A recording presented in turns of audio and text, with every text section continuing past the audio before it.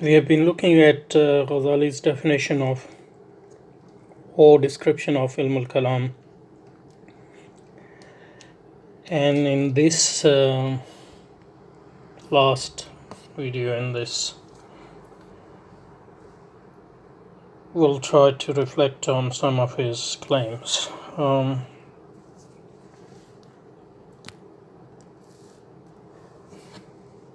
the first thing which jumps on us is, how is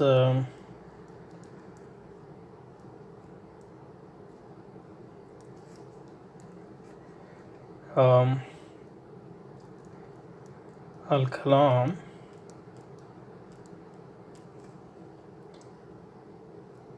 and Islamic science, Islamic discipline, when it is entirely based on reason, a particular type of reason anyway. Because as we saw, reason looks at something which is absolutely general, which is al-Mawjud,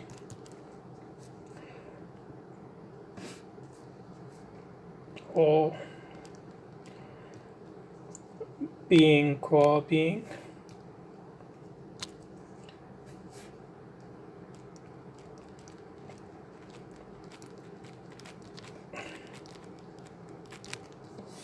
So that's the question. How is it in Islamic science? So it looks like more like rational disciplines like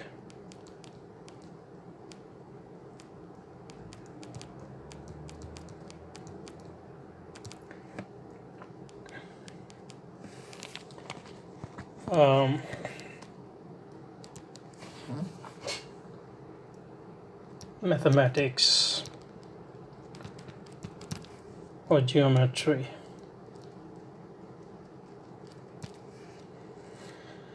In the sense that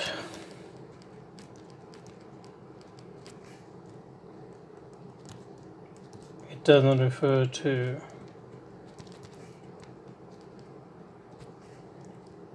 or rely on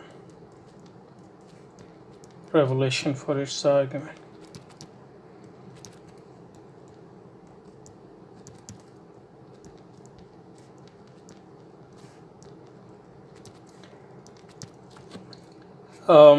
In fact,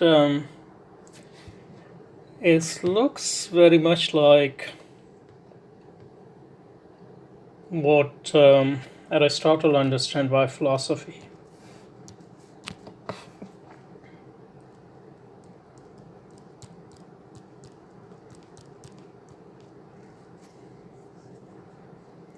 Because he defined philosophy in two ways. One of them is a subject which studies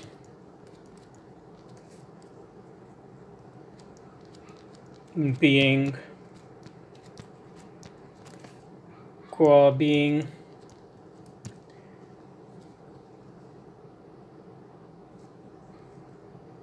his second definition is the science of divine being. So in that sense, philosophy is the same as theology, because theo is the study of God.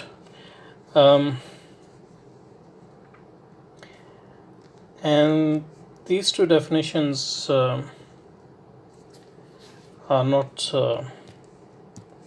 really contradictory, because even we saw that when Ghazali go from al-Mawjud and he goes to possible being and then contingent being,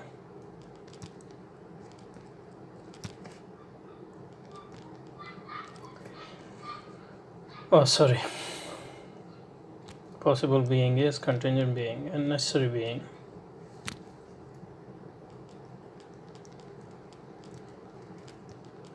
That necessary being is the heart of what he is defining as well.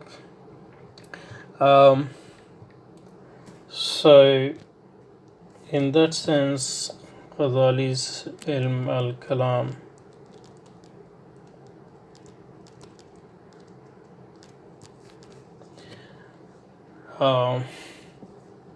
actually similar to what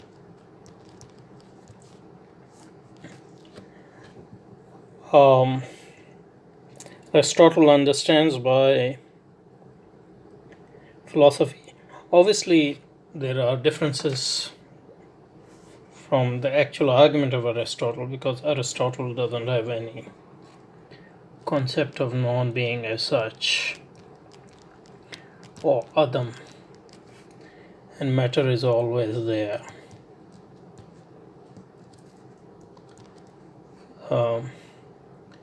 And it is more to do with the form that matter takes, which is related to the necessary being.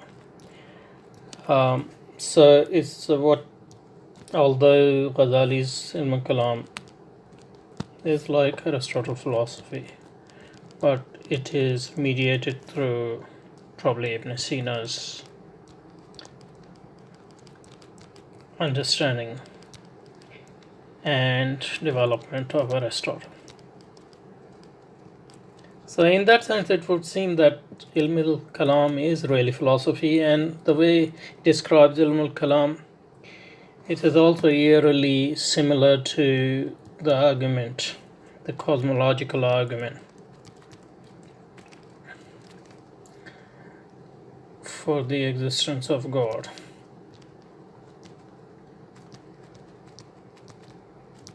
Because what you do is to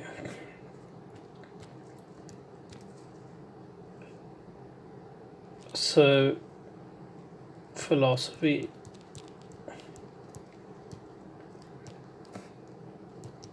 Kalam seems very similar. People have said that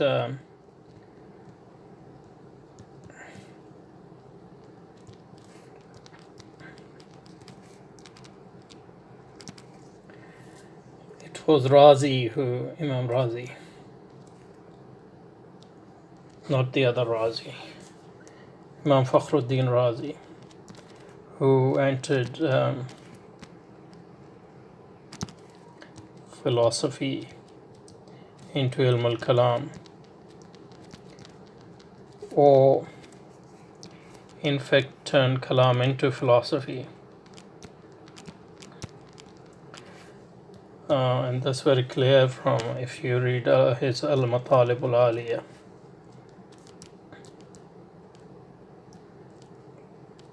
I think it's in 6 volumes or so. And there he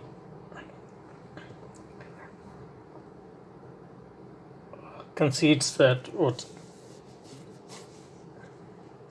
the subject matter of what he is going to talk about in that book is what Greeks call theology. But from this it would seem that it is really Ghazali who enters philosophy into Ilm al-Kalam, but turned Kalam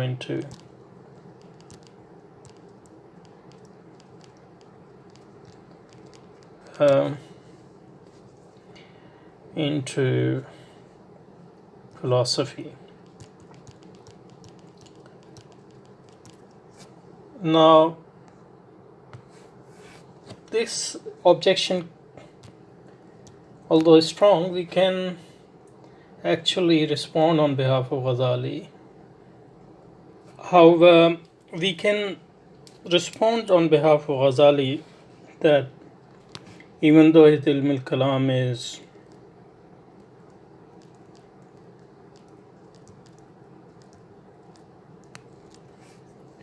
eerily similar to what philosophy study, that is distinguished from philosophy in the sense that its immediate or its only objectives are two, really,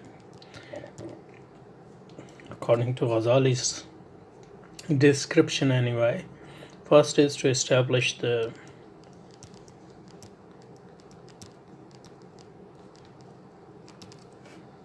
truth of the Prophet,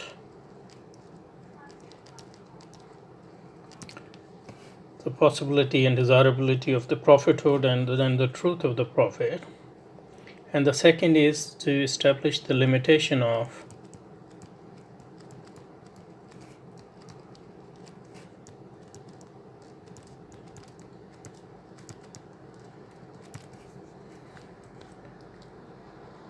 the reason.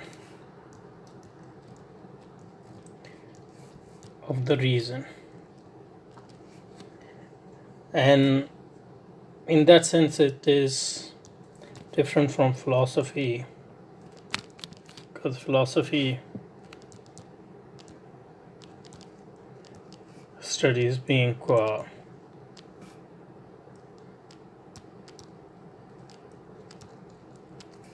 with ulterior motives, really. So in this definition, al-Kalam basically uses philosophy as an instrument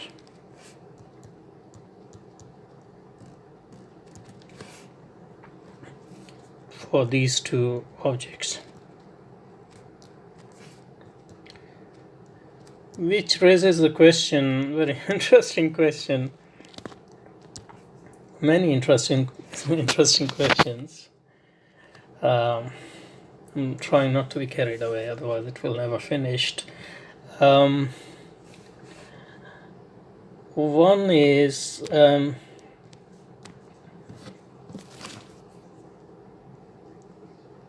al-Kalam.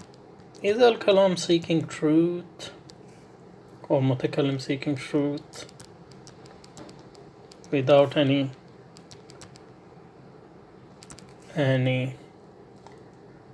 presuppositions?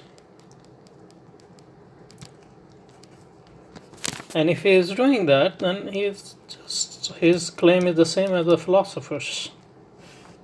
But if he has a presupposition, if he already believes in God and the existence of God and the prophethood, and he's just using it to establish the truth of these things on rational basis,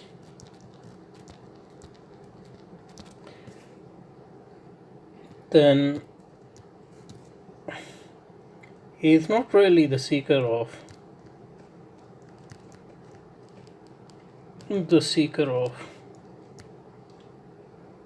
truth. He believes that he already has truth, already has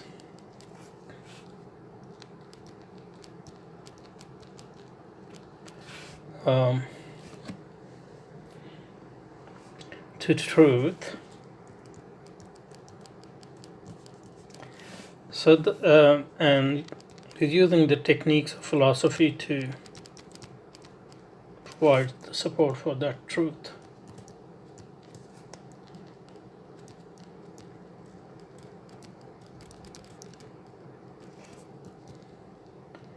So that actually makes the position of Ilm al-Kalam less prestigious, because in that sense Mutakallim is really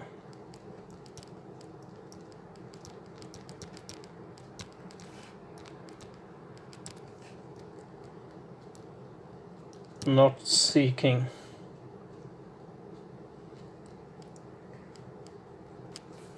truth for its own sake,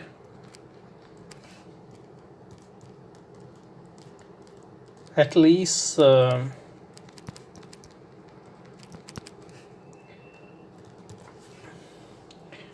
not within al-Kalam. So then al-Kalam won't be the highest foundational science. I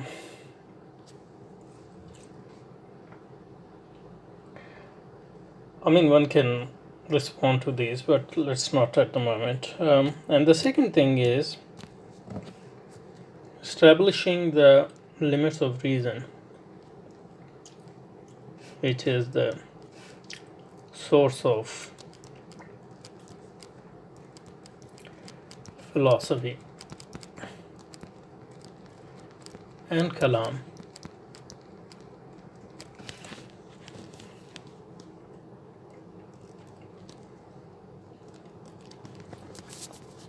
It's a bit strange if from the outset your purpose is actually to put limits on reason on rational basis.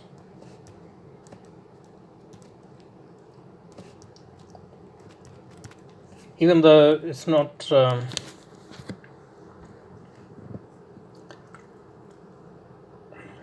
unheard of in philosophy, because we'll see,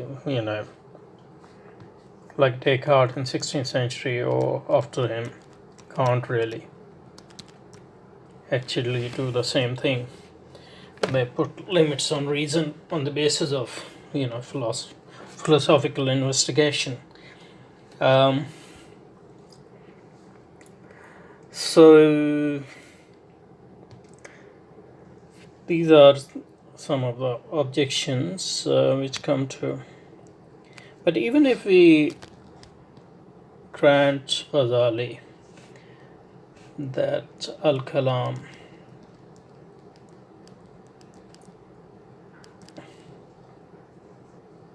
the purpose of Kalam is to establish the truth of the prophethood or the prophet,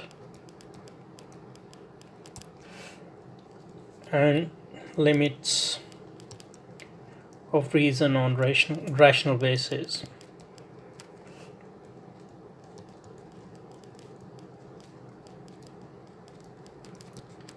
Even then, there is no reason to believe that the Aristotelian philosophy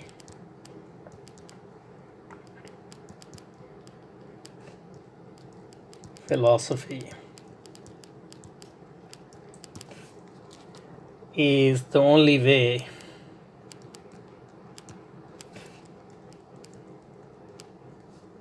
or the most persuasive way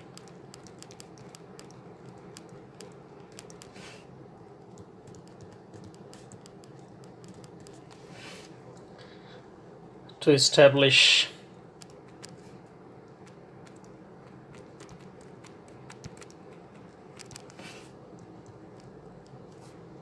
the truth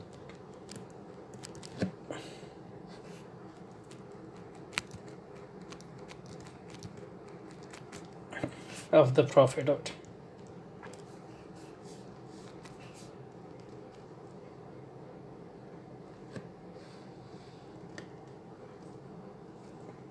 I mean, the most we can say is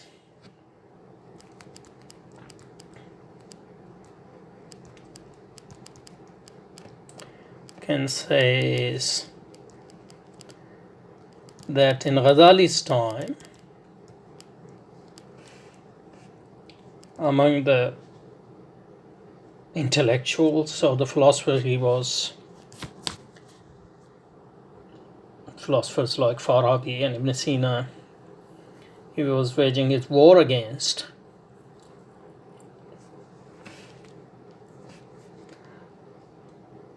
Obviously, on them, Aristotelian philosophy had a hold, and there was a real danger that among the intellectual elite, that philosophy will sort of become universal, as it did, in fact, in Christendom later.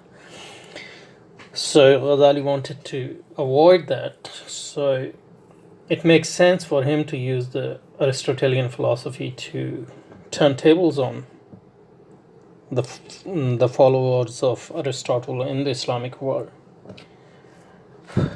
But today,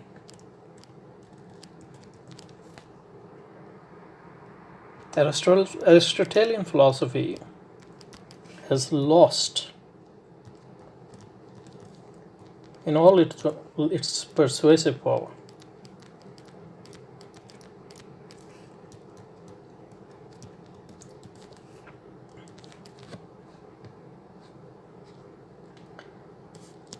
So even if we accept that there's a need for Kalam, that is, to establish two things which Ghazali tells us about, the prophethood and the limits of reasons.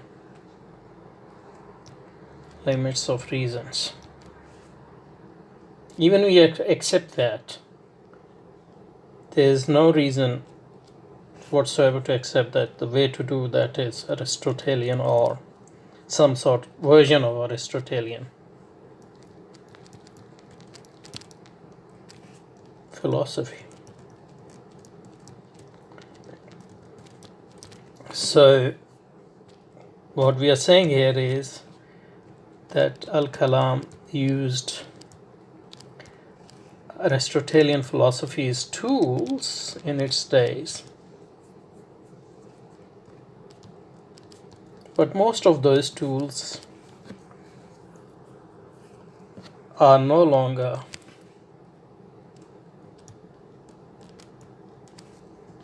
persuasive today. So even if we want to do Kalam, Aristotelian philosophy is not the way to do.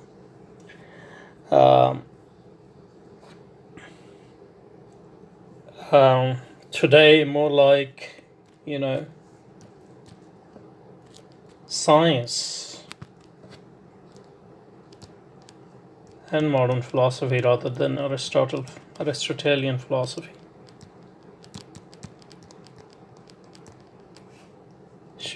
and their tool should be used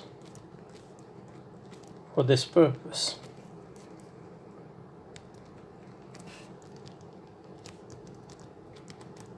And before we use them,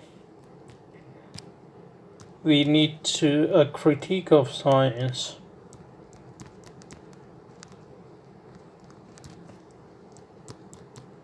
and a critique of modern philosophy and its tool.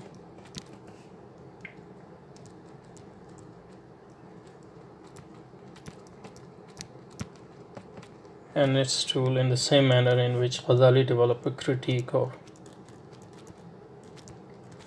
Aristotelian philosophy in his Maqasid and Tahafa.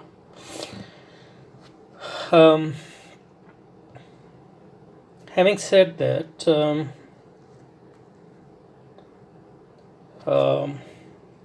I think we might need to do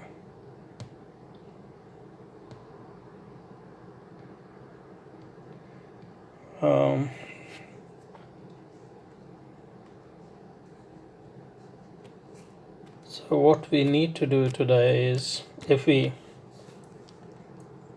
understand Ghazali's position, or we want to take forward his version of al-Kalam, is to update its tools using the up-to-date human knowledge. Qadat Ghazali said the knowledge are of two types, rational and revelational. That's more. And revelational knowledge only gives us things which are not accessible through rational, but we still need reason to understand those revelational knowledge. So as rational knowledge progresses, we have to update our understanding of revelational knowledge according to those rational tools. And unfortunately, al-Kalam hasn't done that, at least not in its traditional circles or traditional forms. I think I would have to stop here because there's a lot more I want to talk about, but I'm going to talk about the rest of these things in the next video.